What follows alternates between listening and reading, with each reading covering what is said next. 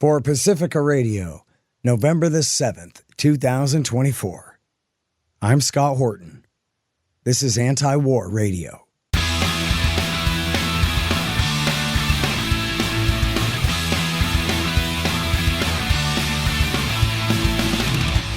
All right, y'all, welcome to the show. It is Antiwar Radio. I'm your host, Scott Horton. I'm the editorial director of Antiwar.com, and I'm the author of the book, Enough Already, Time to End the War on Terrorism. You can find my full interview archive, more than 6,000 of them now going back to 2003, at scotthorton.org and at youtube.com/Scott Horton Show and all the various podcatchers and video sites, Spotify and all that stuff. And I'm here every Thursday afternoon from 2:30 to 3 on KPFK 90.7 FM in LA. And this week's guest is the great Dave DeCamp. He hosts a podcast of his own. It's called Antiwar News. And he is our news editor at antiwar.com, keeping track of all of, well, I'm about to use the same word again 3 times in a row, the bad news for us every day, all day at antiwar.com, news.antiwar.com to be a bit more specific. Welcome back to the show. How you doing, Dave? I'm good, Scott. Thanks for having me. Man, I'm really happy to have you here. I know there's so much going on in the world, and everybody's trying to change the subject to everything, and why wouldn't they? But I just want to talk about Israel-Palestine, because I think, topics come and go in terms of public attention and all of that, and this was a really big deal to a lot of people last year, but then a lot of attention has been pulled away to other issues, like the election and things like that. So I just want to catch up with you on what is really happening. And you know what, even in my interviews of you lately, it's like, well, what's going on with Iran and all that? I haven't really heard a good update, or I haven't really given you guys time to give us a really good update on what in the world is going on in the Gaza Strip to the poor, helpless Palestinian captives right now at Joe Biden and Benjamin Netanyahu's gun barrel. Yeah, so something big happened this week, actually on Election Day. So for the past month, it's been very clear that Israel is carrying out this ethnic cleansing campaign in northern Gaza. They control a strip of land just south of Gaza City called the Netzarim Corridor, where basically the IDF has bulldozed everything. They set up little military outposts. And their goal is to get it was estimated that there was 300 to 400,000 Palestinian civilians in northern Gaza. Their goal is to get them south of that line.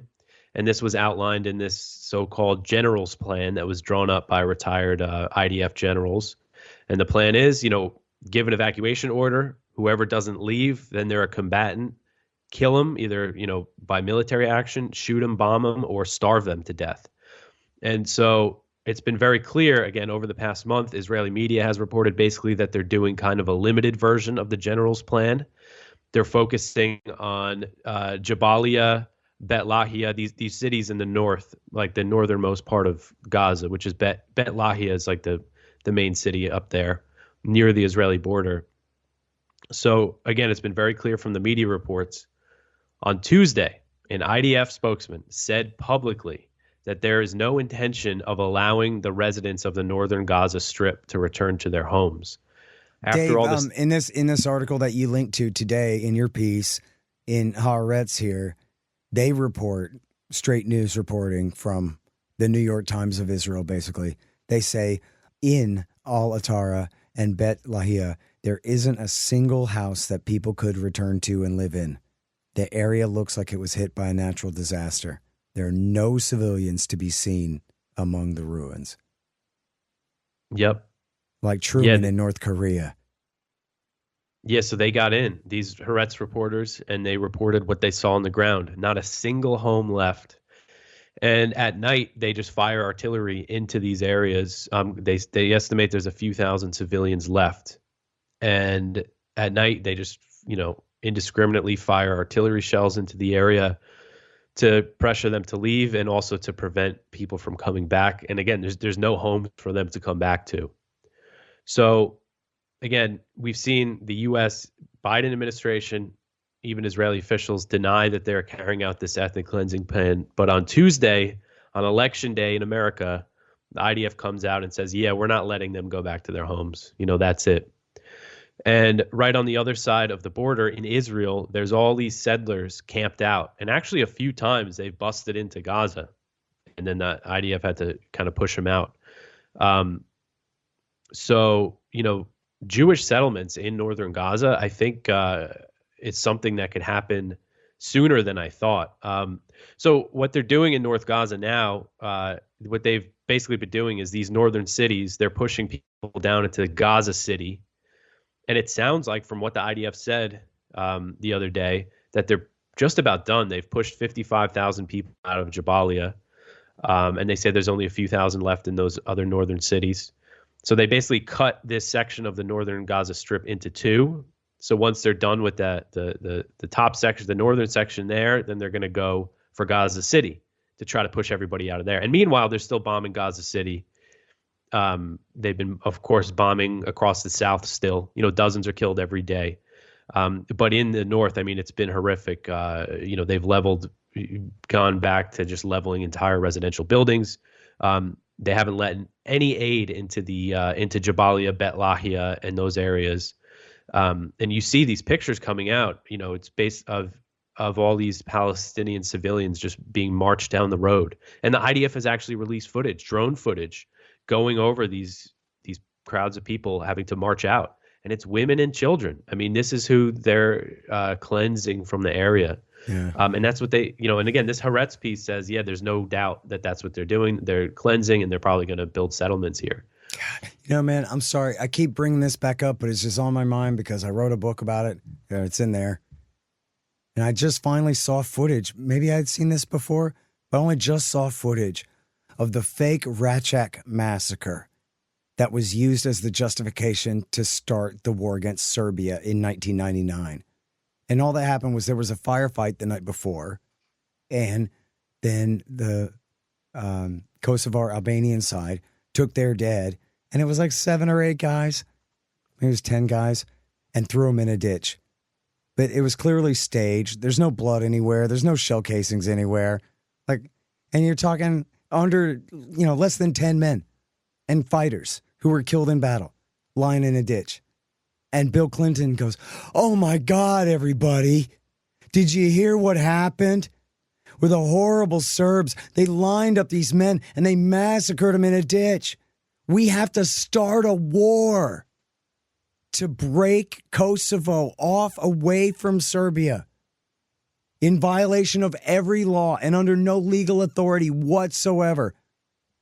Over less than 10 men shot in a ditch. And just think for a moment if that same standard applied. Somehow, it's the same Bill Clinton who went to Michigan the other day and told them that the Palestinians deserve it. The same guy. And liberals don't see a contradiction there. I think the leftists do, which is why they stayed home. Which is why, and this is so important and notable, and I'm thankful for this. I'm congratulating the anti-war left for staying home and helping the Democrats lose. And particularly, it's so meaningful that they lost Dearborn, Michigan. And by the way, I saw Jill Stein got 18%. Get it? Stein, the sweet little Jewish lady, got 18% of the vote in Dearborn, Michigan, because she cares about Palestinians and is not a Zionist warmonger. And because they are not anti-Semites, like you may have been led to believe clearly. And so good for the left for sticking it to the liberals. They deserve to lose, especially for this. I mean, how many people, how many civilians, and I know, fine, fighting age males who may or may not have had a rifle don't count for some reason. But how about everybody else? How many tens of thousands of dead are we talking now, Dave DeCamp from Antiwar.com? Well, according to Gaza's health ministry, the death toll is over 43,000 over the past year. Now, as we've talked about a lot on here, their death toll, they count bodies as they come to hospitals and morgues. They don't account for people who are missing and presumed dead under the rubble, which at this point could be tens of thousands.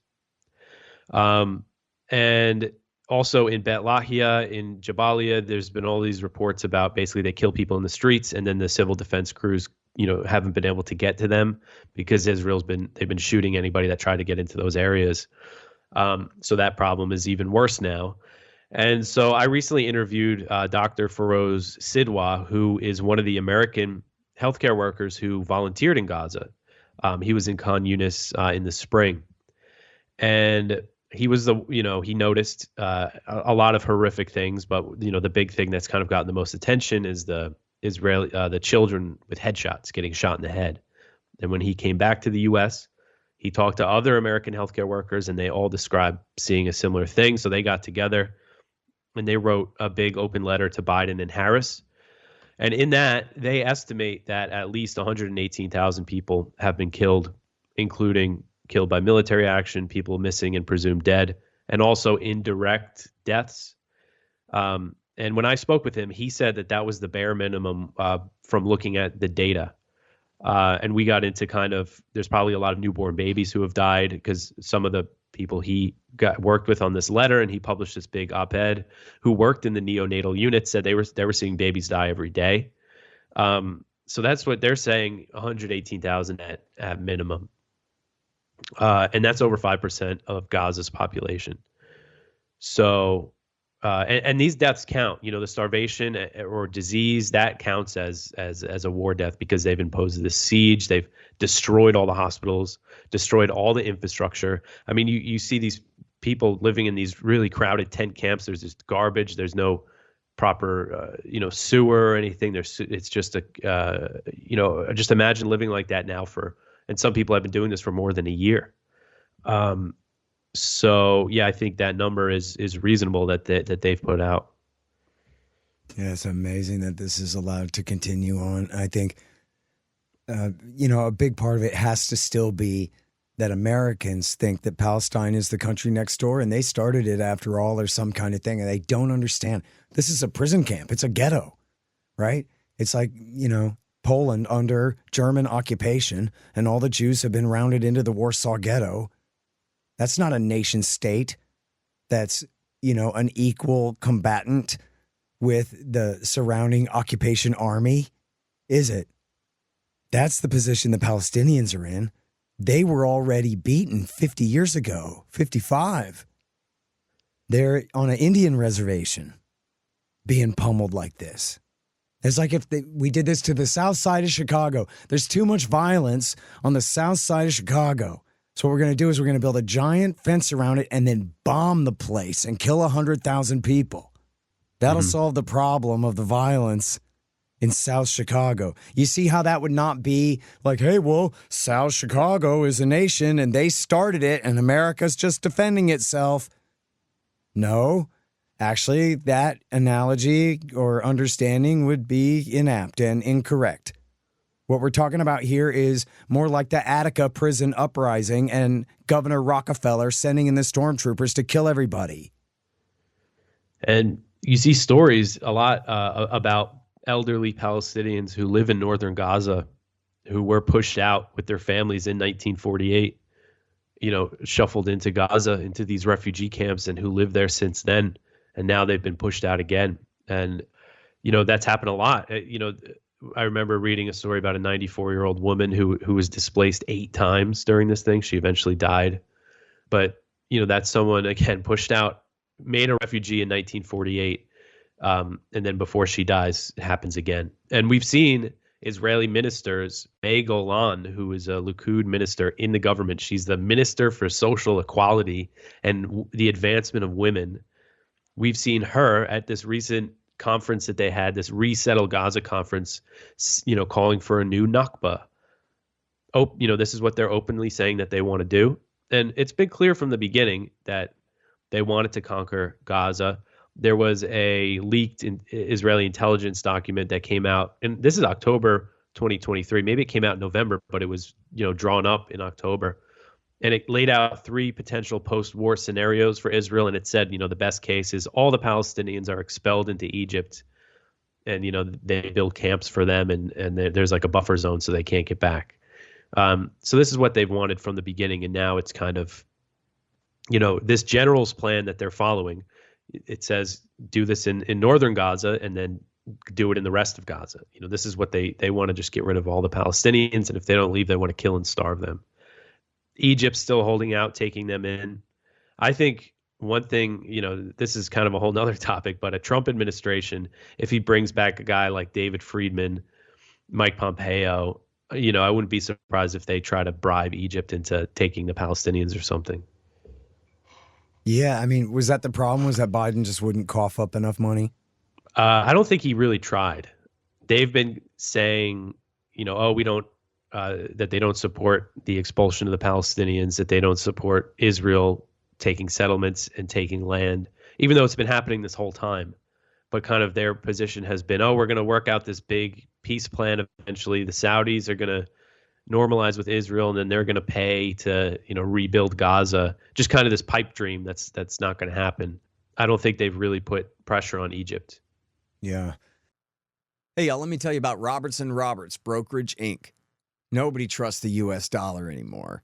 Foreign governments are stocking up on gold instead of $100 bills. 1, they know they need to, and 2, that means you need to too. Interest rates are up, but for some reason, not much for savings accounts. Park your money there and watch Uncle Joe Biden just counterfeit its value away. You can see how the Fed is afraid to raise rates to beat inflation for fear of popping the current bubbles, at least before the election. So more inflation it will continue to be.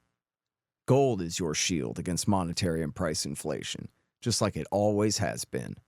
Now, Tim Fry and the guys over at Robertson Roberts are recommending gold over silver since the world's almost 200 governments are putting their own pressure on the price, which should help everyone else who makes similar calls on their own. Of course, Robertson Roberts can help you with platinum, palladium, and silver, as well as gold. Don't let the Fed and the war party inflate all your savings away. Look up Robertson Roberts at rrbi.co. That's rrbi.co. Hey, y'all, you should sign up for my Substack. It's scotthortonshow.substack.com. And if you do that, you'll get the interviews a day before everybody else. But not only that, they'll be free of commercials. How do you like that? Pretty good, huh? scotthortonshow.substack.com. Hey, y'all, libertasbella.com is where you get Scott Horton Show and Libertarian Institute shirts, sweatshirts, mugs, and stickers and things, including the great Top Lobsters designs as well.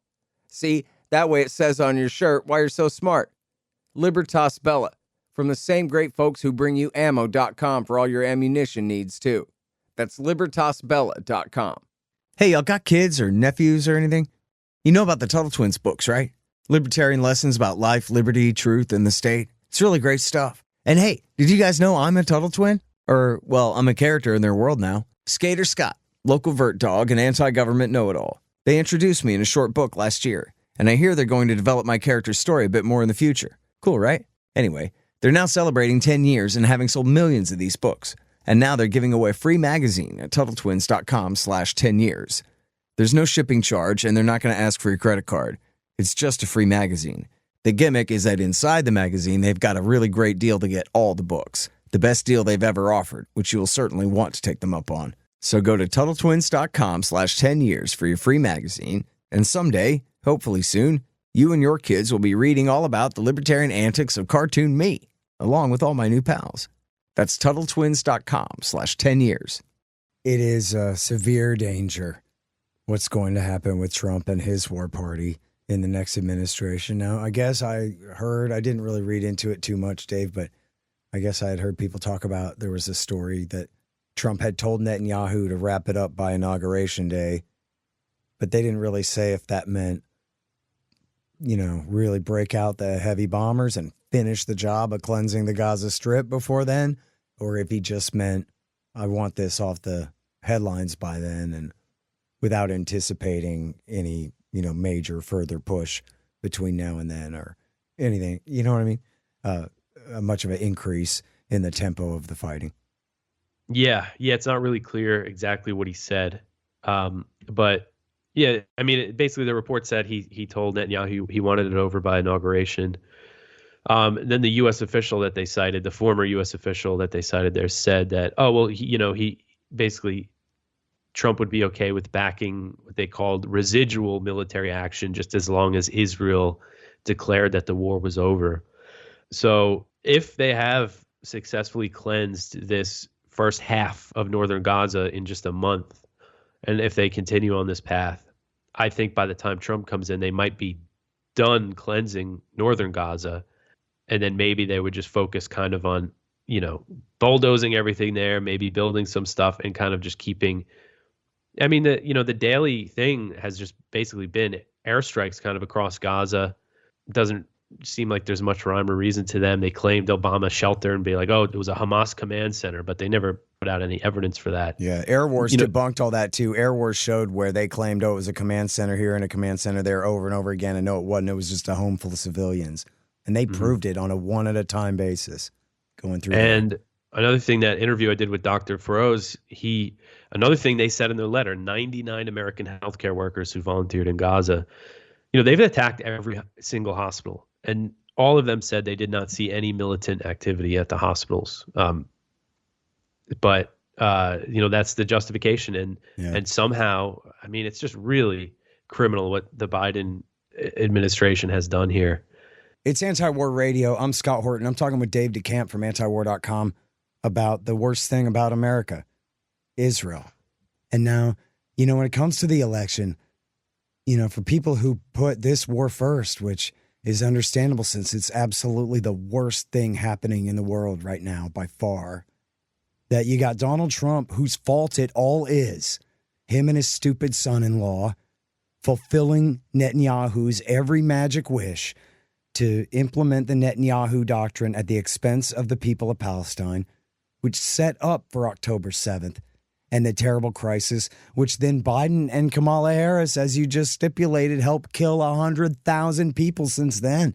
Trump didn't do that. He just made it all happen. But then he's avowedly worse, and here he comes again.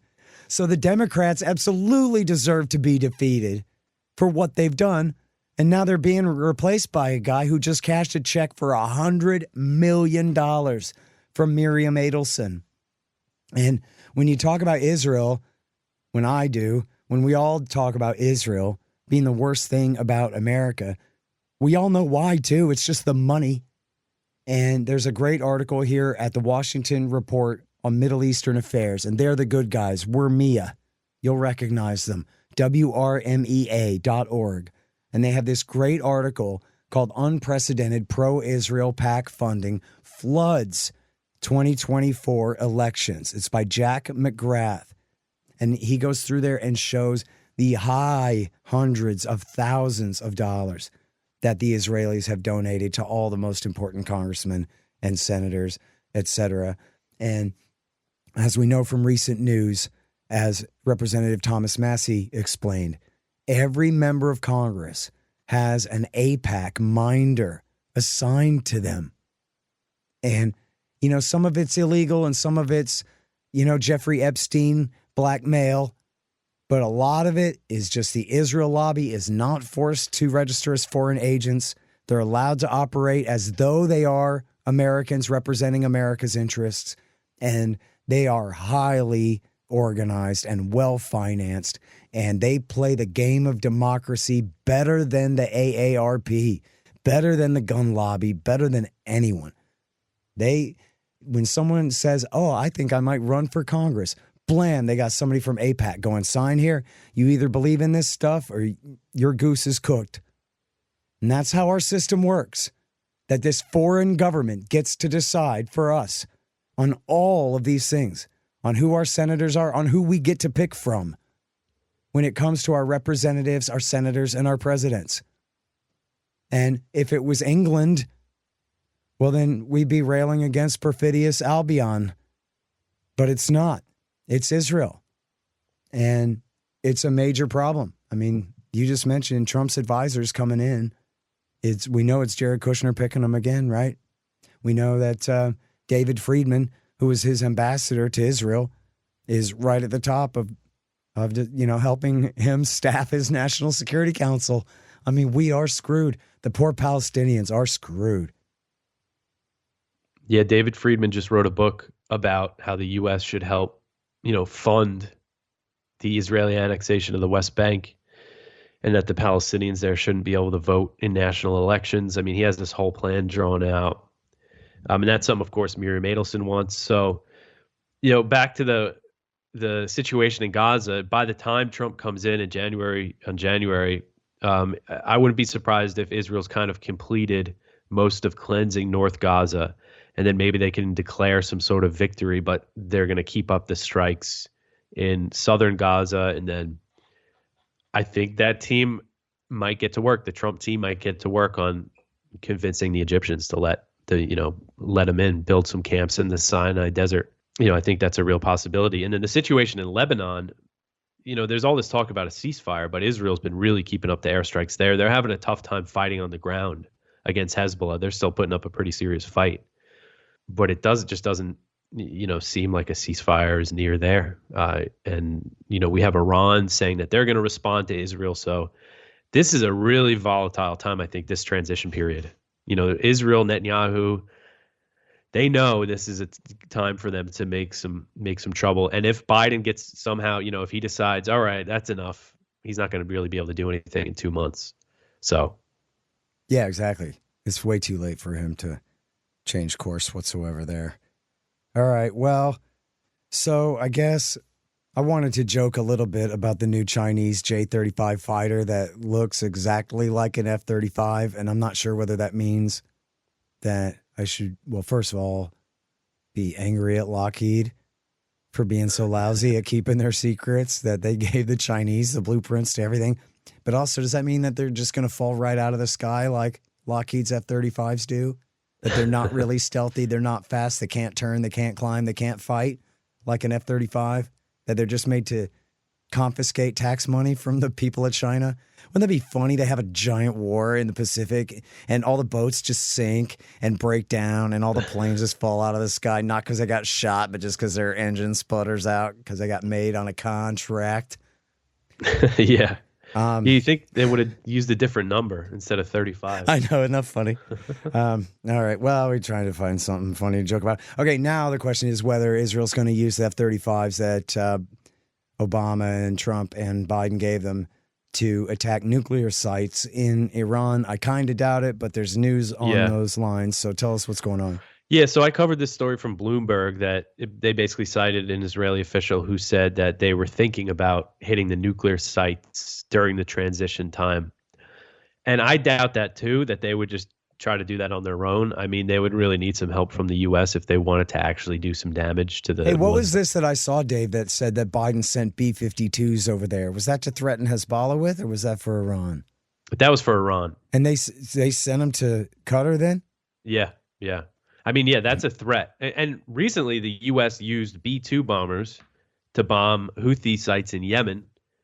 And basically, in the press release, it was very clear that that was a threat to Iran. They said, this was a rare opportunity to demonstrate how we can, drop these bombs and destroy things underground. Like, I think they just bombed Yemen just to show, just as a threat to Iran. Yeah. So, yeah, I mean, that's the thing. Hey, it's only been 9 years. I'm pretty sure that destroying the Houthis from the air will work eventually, Dave. Yeah. Well, exactly. Yeah, they have to know that, bombing the Houthis isn't going to do much. It hasn't done much it's been almost a year now that the U.S. has been bombing them. But so I would be surprised, if Israel just goes ahead and tries to bomb the nuclear sites, or if Israel and the U.S. do it together. But I think it's concerning that, again, that's what they're thinking, they're discussing during this transition time. Yeah. Although, as you say here, you pointed out that, and I'm glad that you caught this.